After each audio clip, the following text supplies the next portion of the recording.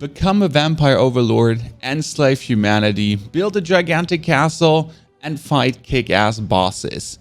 V Rising has it all. A very in-depth, fun, complex game that you can play together alone or with your friends, PvP or PvE. There are some things I wish I would have known when I started my journey into this game. Tiny things, big things, pointers that might make your personal journey into V Rising easier and more fun, and especially less frustrated. Hi, my name is Ponyhoff. Let me tell you about this amazing game that just got recently released and that has a lot to offer. In V Rising, you start as a lowly vampire level 1 with no equipment and nothing, and slowly grind your way up, crafting equipment, building your base, and becoming a vampire overlord. The number one thing that I would like to point out is you begin your base building with bringing down wooden walls, palisades. And a lot of time you have the compulsion to actually surround your whole castle straight up with palisades and start building like this gigantic thingy. The reality is though, you'll need to invest all that wood for it. And as simple as it is, you're going to very soon upgrade to actually castle brick walls throughout your journey. So it might be better to actually put your wood straight up into the sawmill to create planks for further upgrades than rather wasting it to build a gigantic base. Since the only thing that annoys you in the beginning would be some sunlight into your base, but by building a mist breacher and putting in some bones, the sunlight doesn't matter. Therefore, don't waste your resources in the beginning to build as many palisades as possible. Build the necessary, upgrade, get to the point where you have the grinder, and then get yourself stone bricks to actually put stone walls around your base, because you need to surround your base with stone walls and floors plus gates, and then your base gets a roof. Sounds very simple, but is extremely effective. Which leads me to weapon crafting. Since when you're crafting weapons, you have the choice between a set of sword, axe, mace, spear, bow.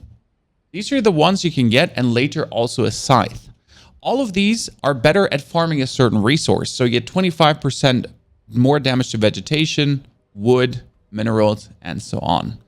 This is okay for bronze weapon because bronze weapons are extremely easy to craft. Later on with iron, and especially with dark iron, I would rather choose one weapon that you like, where you like the movement set. And here I highly recommend you to get crossbows as early as possible. As soon as you reach iron, get those crossbows as soon as you get, because the crossbow allows you for team boss fights way easier without risking to take huge damages, especially when you're going for a little bit under leveled. Generally, I have a crossbow and a mace because I like the mace movement set. The mace has a jump and a hit on blue, and you can go for the normal ones. The hit actually pushes people back. Every weapon has their own distinctive movement sets. This is, for example, the spear. They're all good, but you get to choose what you would like to have, and then I would rather also try later to upgrade that weapon to the max. Obviously, if you're 100% completionist, go for all the different ones. You see a teleporter here, that is my vampire waygate, which makes the game especially way more fun. Our server here also, this is a community server, allows teleporting with resources. So when you're joining one of these servers, or when you're making your own personal journey or hosting your own server, I highly recommend activating that because the game can get very frustrating and painful if you can't teleport with resources. For example, there is the Sacred Silver Mine. You have to get a silver potion to not take silver damage, teleport here without resources, get all the resources from here, and then technically move back to your whole base, walking, if you wouldn't be able to teleport with the resources. That can be an extreme pain in the ass. Also, when you're gathering resources, you should consider gathering a certain blood type. There are different blood types in the game. For example, I have creature blood right now because I sucked a creature dry. That gives me more movement speed. There's Brood, there's Scholar, there are different ones. But the most important when you're actually going for farming is finding a high worker blood type.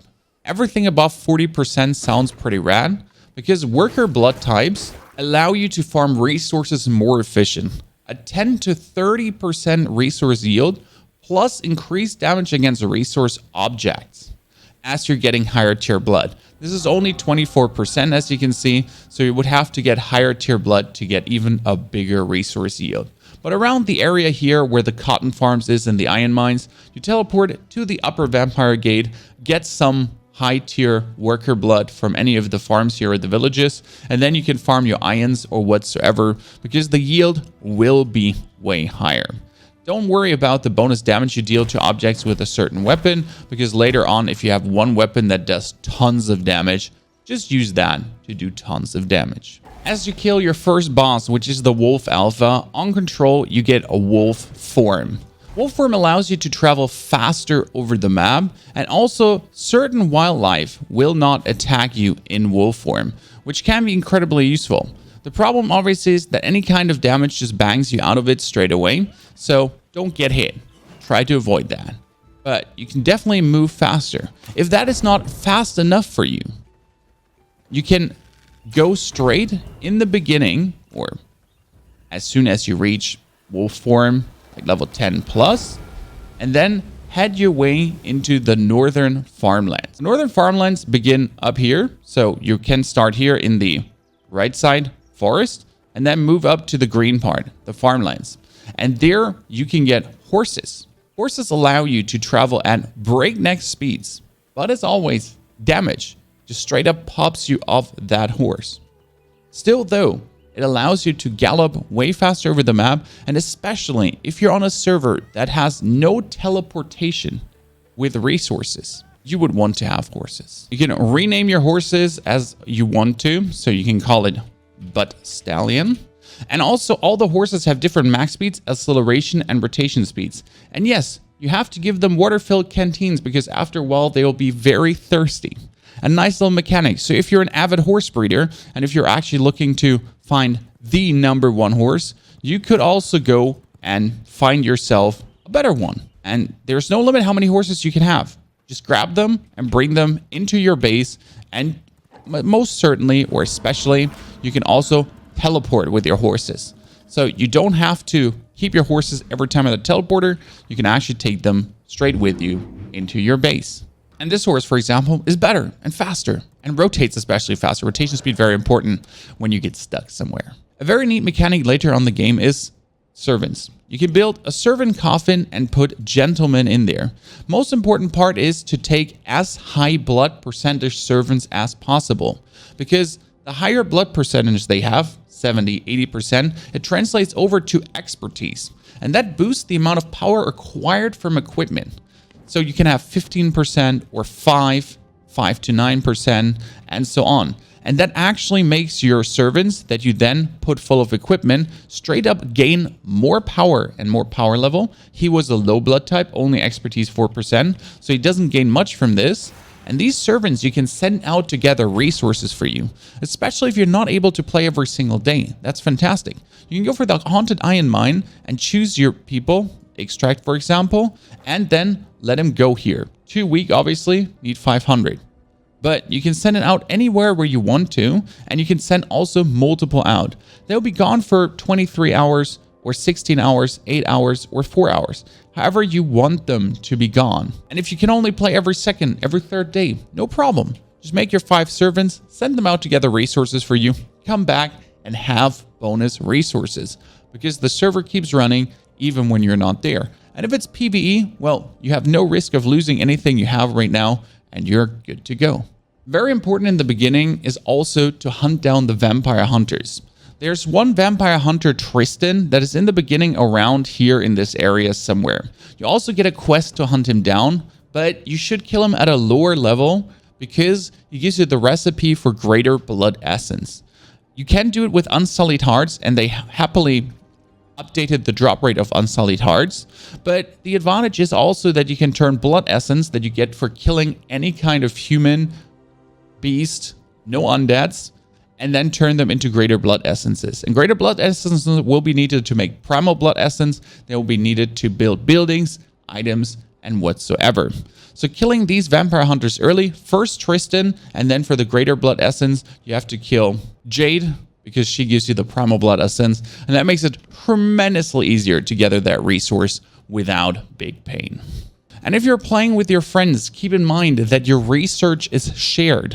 So go to your friend's base and check their research desk, because their research desk might have things that you don't have discovered. You can just click on it, research, and you're able to craft that.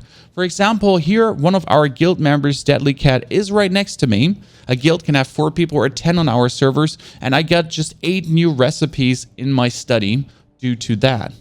Thanks to your friend just finding more stuff than you, it's not like that you don't get this. No, you can then just go to their study and pick it up from there. Extremely useful and great for shared progress. Also, when you're generally together in a guild, you can also build your bases together. So if there needs to be something built for your quest progress, can also be built just by your friend, and then you interact with it and you also do unlock that. One of the coolest things in the game is the movement mechanic, because you never have to dismantle something, maybe some walls at some point, but you can just take an object when going into the building menu and walk around with it to put it wherever you want. So don't stress out in the beginning on having to build perfect, because every item can be moved, can be turned, and can be put somewhere else where there might be a more fitting spot, depending on your castle. Also, you can build stairs to lead down mountain slopes. So my base is on a plateau, lower plateau, and as soon as I enhance the reach of my heart, I could build stairs down here to enhance my base even further around the map without a single problem.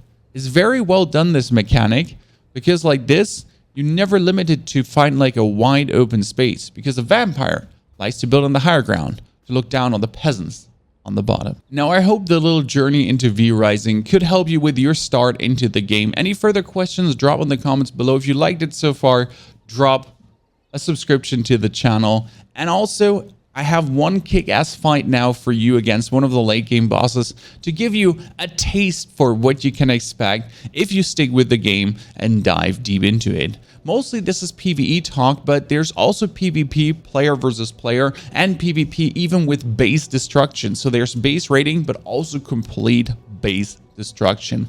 Very crazy what the game has to offer for a mere 20 bucks. Extremely in-depth and, in my eyes, beautiful game to play.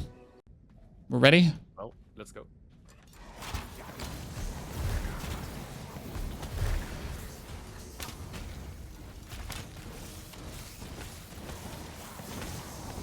What the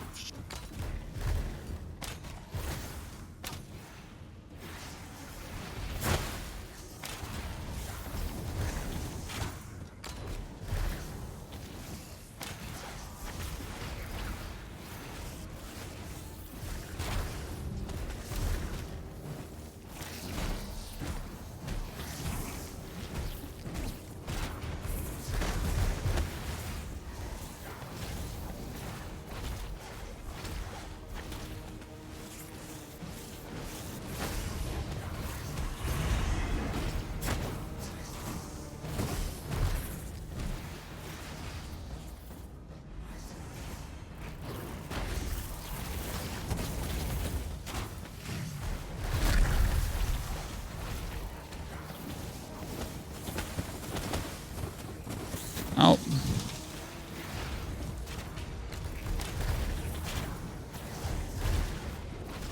Okay, this is a harsher fight.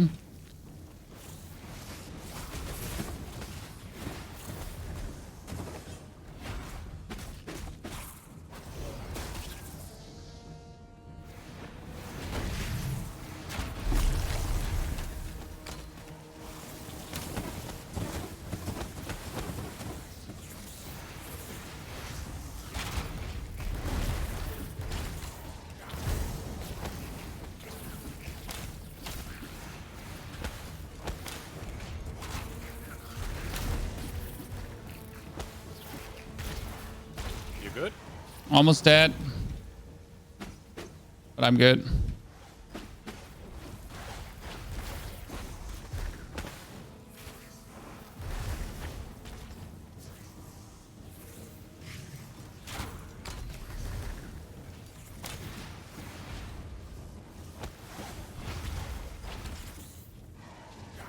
Okay.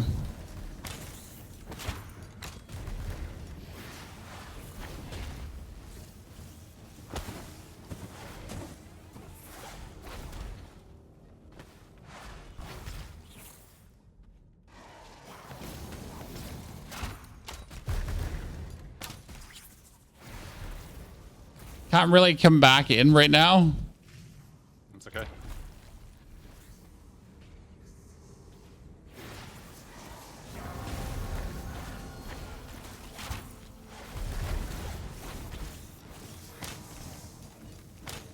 Got her. Jeez. Whew. That's a nice ass fight, honestly.